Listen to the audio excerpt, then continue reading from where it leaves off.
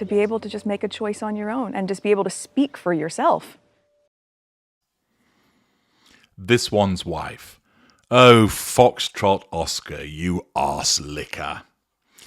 Yes, we all know that if this one's wife needs some support, be it in relation to her or, by extension, in relation to the Prince of Hairplugs, well, it's going to come from the supine PR publications of People.com, Tatler, Town and Country,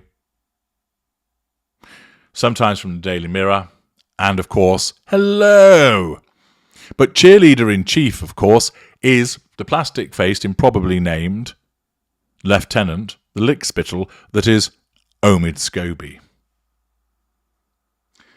This man, and I use that term in its most elastic sense, seems to think that people are stupid, that they would believe him when they say, or rather when he says, that he's not the cheerleader or the mouthpiece of the Sussexes.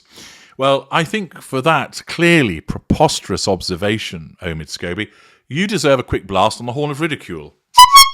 There you are. Because you are as much a clown as the duo from Monty Shit Show. This has come about as a consequence of reportage from Emma Wilson, who writes in the Mirror, Prince Harry hailed as a good king by mouthpiece Omid Scobie in strangely timed tweet. Yes, Prince Harry and this one's wife are on good terms with the former royal reporter, but despite being labelled the couple's mouthpiece, Omid denied he's friends with the Sussexes. Prince Harry has been hailed as a good king by former royal reporter Omid Scobie, as he liked a strange tweet.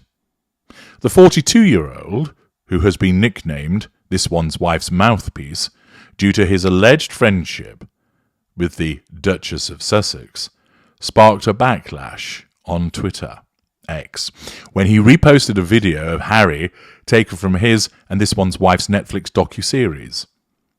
In the clip, the Duke of Sussex discusses his daily duties as a father of two and lists all his accolades as he introduces himself to the cameras, bringing up the past. However, it is the caption on the post that has irked people, as the post read, "Did someone say hashtag Good King Harry?" Now, first of all, Harry isn't king. His father is.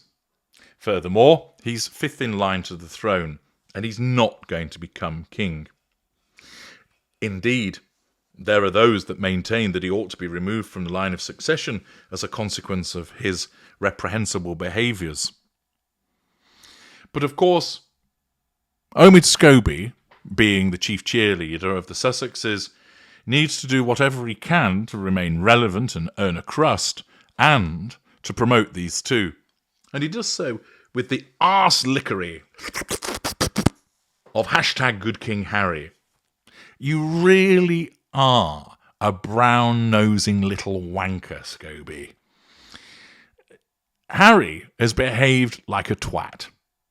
We know this has been as a consequence of the fact that he's not very bright, that he has certain narcissistic traits that have been exacerbated by the presence of his wife, that he's been beset by emotional thinking. But irrespective of all of that, he still has been behaving like a weapon-grade helmet. He's been a bell end. And the fact is, Scobie, that you continue to pop up like another unflushable turd, lauding this individual and his wife as if they are the best thing since sliced bread. It is preposterous. It is transparently ridiculous. And, of course, all that you do is cause more and more people to realise that you are a wanker and that those that you support really are ridiculous. That you are the lieutenant of this one's wife, that you are there to pump out this PR pap on her behalf and by extension in relation to Harry. Thus, he wrote, "Did someone say hashtag Good King Harry?" One reader replied, "No," while another fumed, "A more appropriate question should be, how does he earn his money? Answer, he sells his family to the highest bidder. Others, however, did praise the prince, with one follower calling him so photogenic. Well, you keep taking the drugs. Another added, "What a lovely man. You can see deep in his soul this is a good heart, loving, compassionate, and driven to serve others and make a real difference.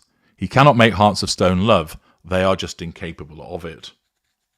Scobie, who worked as a royal reporter for Us Weekly in 2011, as well as stints as the royal editor-at-large at Harper's Bazaar and a royal contributor to ABC News and Good Morning America, rose to prominence after his first meeting with this one's wife in 2015. He developed a close friendship with the former Suits star, thus becoming her lieutenant, and Omid later revealed she had personally called him in 2018 after receiving threats online.